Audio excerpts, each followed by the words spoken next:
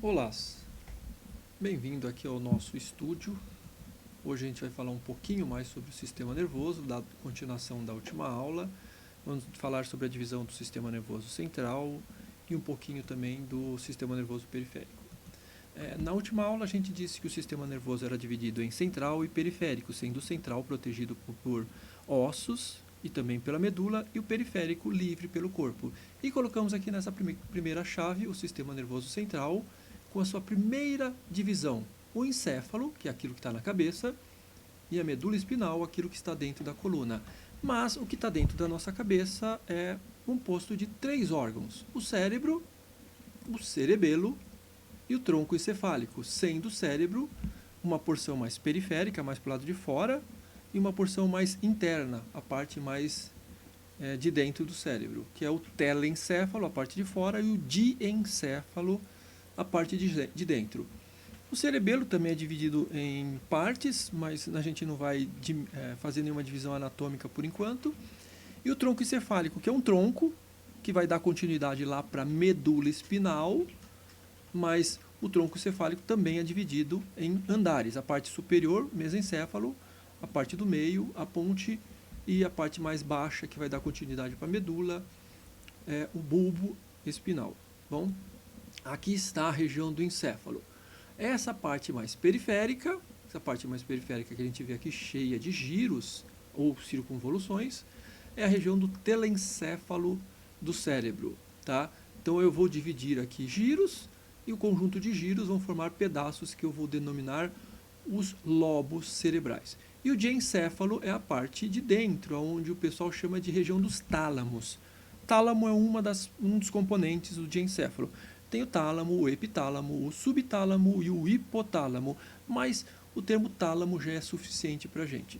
A parte aqui mais posterior, que está circulada em azul claro, a gente consegue notar o cerebelo. E aqui eu peguei a região do tronco, essa daqui é a região do tronco, e dividi em mesencéfalo, ele se espalha, né? Na verdade aqui é um cortezinho, mas ele se espalha mais para a parte superior. A ponte, que é essa parte dilatada, essa bolinha aqui, né?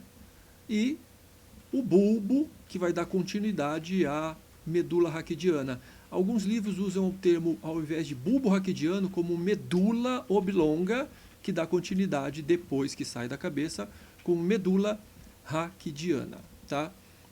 O cérebro, ele foi estudado em 2 metades, o hemisfério direito e hemisfério esquerdo. Então, metade de um lado direito, metade do lado esquerdo, com uma comunicação, tá? Aquela divisão entre o lado direito e esquerdo a gente chama de fissura longitudinal, tá? É a maior parte do encéfalo e é dividido em lobos frontais, parietais, temporais, occipitais e um escondidinho que a gente não consegue ver, que é uma ilha, né? Os insulares, tá? As dobrinhas, cada uma dessas dobrinhas vão ter funções que nós vamos dar uma olhadinha hoje, tá? Então está aqui o lobo frontal, essa parte da frente, e inclui inclusive esse o giro pré-central, que é esse daqui. A gente vai falar mais sobre ele também, tá? O lobo temporal, o lobo parietal, tá vendo? Inclui também esse giro, que é o pós-central.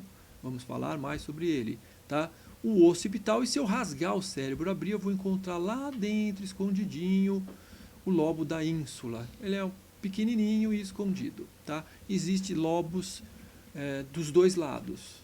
Então, na verdade, são 5 para um lado e 5 para o outro, tá? Cada lobo tem um conjunto de giros. Estão vendo aqui, ó?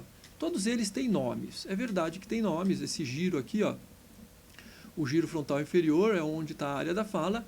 E tá vendo essa dobrinha aqui, ó? E essa outra aqui, ó? O giro angular, que é o mais importante de todos, uma partezinha também do lobo temporal, é a parte de Wernicke, que é a parte de comunicação, raciocínio lógico da comunicação. Tá? Aqui a área da fala, aqui a comunicação no geral. Escrita, falada, lida, interpretada e tudo mais. Tá? Quer dizer que o nosso cérebro ele tem várias áreas. Ele tem uma área específica que é a parte só para mexer o corpo, a área motora, uma área específica só para sentir o corpo, uma área somestésica, uma área própria para a visão, uma área própria para interpretar a audição, uma área da fala, que é chamada área de Broca, uma área de interpretação da comunicação, que é a chamada área de Wernicke, e áreas que formam principalmente a parte do sistema límbico, que é aquela parte que estuda as emoções. Como existem vários tipos de emoções, existem várias pequenas áreas espalhadas pelo encéfalo que vão fazer essa parte de interpretação. E a gente chama esse conjunto de pequenas áreas de sistema límbico, várias áreas ao mesmo tempo. O hipocampo, que é uma área de memória, mas uma memória mais recente, né? A maior parte da memória é guardada em todo o cérebro, mas a memória recente do aprendizado do agora, do momento, é o do hipocampo, mas vocês vão ver que existe uma série de outras áreas. Como vocês estão vendo aqui, existe áreas para tudo. Olha aqui essa linha vermelha, ó, a área motora, essa linha verde, a área somestésica. Aqui, ó, a área da fala. Aqui a área da compreensão linguística, que é a comunicação.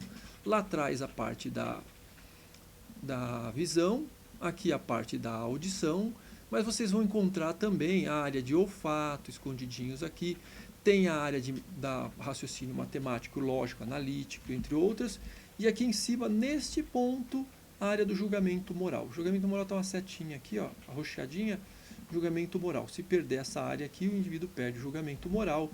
Se perder alguma dessas partes daqui, ele pode perder partes do movimento do corpo, ou sensibilidade do corpo, ou da visão, ou da compreensão da fala, ou da própria articulação da fala. A primeira área a ser descoberta no cérebro foi a área da fala, por isso é chamada de área de Broca. É o nome do médico cientista que descobriu isso. Tá? Aqui a gente dá um exemplo que chama atenção, uma parte motora, tá vendo? Ó? Você tem a parte motora, que é aquela que cria o movimento, mas existem áreas que também preparam o movimento, área que coordenam movimentos. Então não existe só uma área motora. A mesma coisa vai servir aí para a parte sensorial. A gente pegou aqui, ó, em vermelho, tá vendo em vermelho bem vivo, as principais células motoras. E esse que está mais rosinha, passando pelo centro, são os axônios dos neurônios. Então os corpos neuronais estão aqui em cima, criando o movimento. Eles fazem um impulso elétrico passando por aqui, e quando chega lá embaixo, ele vai fazer uma sinapse com uma terminação na medula que vai formar nervos para a região periférica até atingir o músculo. Então a área motora vai levar a informação para o corpo. Mas se a gente pensar, a área somestésica também é bem próxima, né? Não fica logo atrás. Olha só, a área somestésica está aqui, ó, neurônios que vão chegar nesse ponto, vão fazer uma sinapsezinha, né? Não é direto no caso do sensorial. Por quê? Porque o sensorial tem que fazer uma interpretação antes, se é ruim, se é bom, se é legal, se tem alguma coisa com a memória. E nesse momento, daqui vai sair informação para todos os lados do cérebro. E aí depois vai para a área de interpretação de que parte do corpo que está acontecendo. Tá? É um pouco mais complicado sentir, tá bom? A parte de movimento é direta. O cérebro manda, ele faz uma sinapse e o movimento acontece. Já a área somestésica já não, tem que fazer interpretação, tem que se comunicar com vários outros órgãos ao mesmo tempo. Aqui está simplificando, só levando a informação até ao córtex cerebral, que é a parte mais superficial do cérebro. Bom, se a gente for dividir uma fatiazinha da área sensorial e a motora, olha como que a gente vai ver. Existe uma grande quantidade de neurônios para a região da boca, para a região da mão, para a parte sensorial. E ó, a mesma coisa, movimentos faciais e movimentos da mão também consomem uma grande quantidade de hormônios. Tá? Outra coisa que também é importante para o ser humano é as várias fases da memória. Vejam, a memória está guardada em vários pontos de várias maneiras diferentes. De emoções boas, emoções ruins, necessidades humanas, emoções confortáveis já vividas, medo, tudo isso.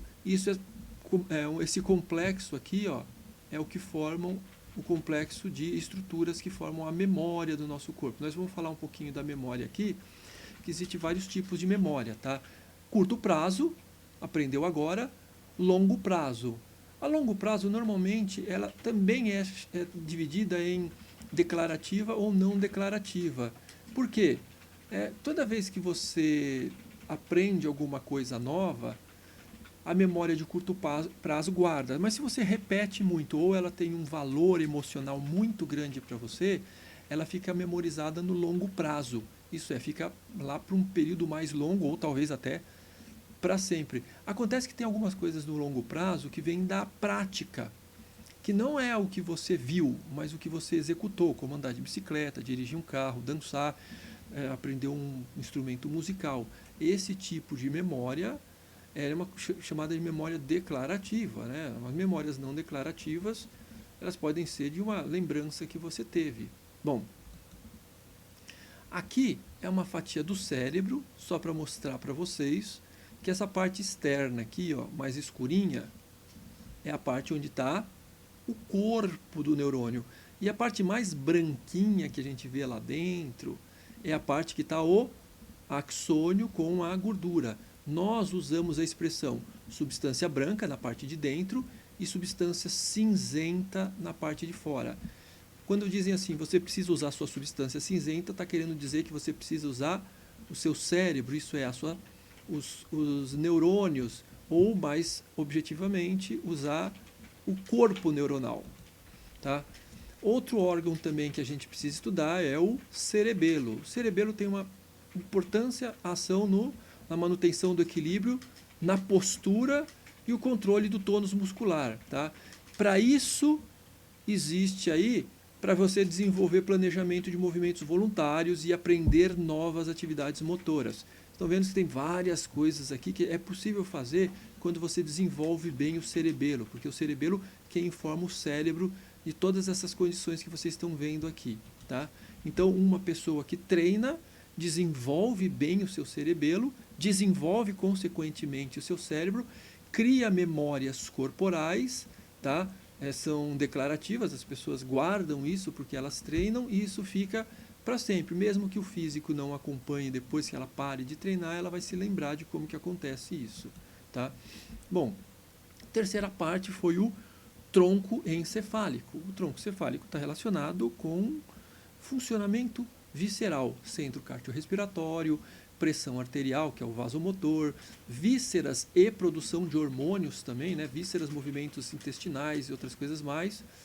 Ele tem uma ligação direta com o cerebelo, até porque os feixes passam primeiro pela região do tronco encefálico para o cerebelo e depois do cerebelo para o cérebro, né? Passando então de novo pelo tronco encefálico, então existe uma comunicação direta e nós dividimos ele em três partes. Vamos ver.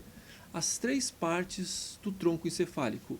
A parte mais superior, mesencéfalo, a dilataçãozinha aqui, a ponte e o prolongamento, o bulbo raquidiano. Aqui está numa imagem mais fácil de ver, em vermelhinho aqui, mesencéfalo, em azul ponte, em verde bulbo. Note que o bulbo vai dar continuidade nessa parte amarela, que vai ser a medula, aqui atrás é o cerebelo em comunicação com o tronco encefálico e o cérebro em comunicação também com o tronco encefálico. Tá? Todos os feixes para chegar na medula tem que passar pelo tronco encefálico. Todos os feixes que tem que subir para o cérebro tem que passar pelo tronco encefálico. Toda informação que vai para o cerebelo passa pelo tronco encefálico. Toda vez que o cerebelo vai dialogar com o cérebro, passa pelo tronco encefálico. Então, o tronco encefálico, além de ter aquele monte de informações viscerais, vasomotoras, pressão, controles endócrinos, entre outras mais, ele também é uma via de passagem, tá? Ele não pode ser lesionado, senão a pessoa não vai sobreviver, né, sem o tronco encefálico. Olha aqui, algumas pessoas acreditam que o corpo ele tem uma comunicação que é a região do tronco encefálico mais uma parte das chamadas de encéfalo formam o cérebro instintivo, né? O cérebro da sobrevivência. É o que mantém as vísceras funcionando e o que também ensina para a gente as nossas necessidades, sede, fome, reprodução, medo, entre outras coisas mais. Mas existe um outro cérebro que é o cérebro emocional, que é uma área mais profunda do cérebro mesmo, e é a área onde se comunica também com essas partes viscerais do cérebro instintivo, mas ela cria novas características emocionais. Então, aquele cachorrinho que gosta de você, ele tem um cérebro emocional, ele tem sentimentos. O cérebro emocional associa não só medo, pavor, essas coisas, ele também associa gostar, não gostar. E o centro cognitivo, que é a interpretação, que é um cérebro mais evoluído. Agora, Curiosamente, no ser humano existe o chamado pré-frontal. Quem se lembra, eu disse que nessa região tem a área do julgamento moral. Isso é uma condição única e exclusiva no ser humano. É uma área de altíssima atividade e desenvolvimento e altíssima evolução, tá bom? Ó. Além do sistema nervoso central, existe o sistema nervoso periférico. O sistema nervoso periférico estava lá no quadro, que existe os nervos, os gânglios e as terminações nervosas. O que é mais fácil de ser mostrado aqui são os nervos. Existem 10 pares de nervos saindo do tronco e 2 pares saindo do cérebro. Vocês estão vendo aqui que tem um total de número 1 até o 12. Notaram que eu deixei em referência o 1 e o 2? É porque esses dois são os mais importantes para o ser humano, uma vez que saem do cérebro. Visão e olfato é extremamente importante. Os outros já são mais para regiões de funções de movimento e sensibilidade da região da cabeça. Mas note que eu dei uma acenada aqui no 7º par de nervo craniano. O nervo facial ele é famoso quando ele é lesionado ou quando ele é atacado por vírus e gera a famosa paralisia facial. A paralisia facial é uma lesão do 7º nervo facial, tá? Outro nervo que eu também deixei em relevo foi aqui embaixo, o 10º par de nervo craniano. Por que que está em relevo aqui? Porque está em negrito.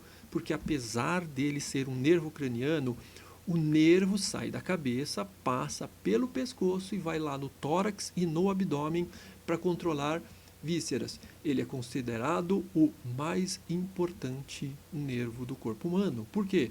Porque não é possível viver sem ele estar funcionando bem. Por quê? Porque ele controla vísceras, movimento respiratório, pressão arterial, lembra? Então ele está lá fazendo o quê? Uma comunicação das funções do tronco encefálico com todas as vísceras de tórax, todas não, quase todas as vísceras do tórax e abdômen. Então veja, nervo olfatório e óptico, importante, ver e cheirar. No ser humano é importante ver, mas para muitas espécies o mais importante é o cheirar, né? Como ele identifica se é da mesma espécie, que sexo que tem, se o alimento é saudável e não é, e outras coisas mais. Tá? O 7º par, por causa da expressão facial. No ser humano, a expressão facial é muito importante. E o 10º par, que é o nervo vago. Só precisam lembrar do primeiro, do segundo, do 7º e do 10º. Não que os outros não tenham importância, dê uma olhadinha, leia, aprenda, mas fica para uma próxima. Bom, está aqui uma demonstração geral de como que saem os nervos. Eles vão saindo, né, em forma de fios. Tá vendo? O nervo olfativo aqui na frente, mas o óptico aqui, tá? É o 7º par de nervo craniano para a face, tá? E o 10º par aqui embaixo para as vísceras abdominais.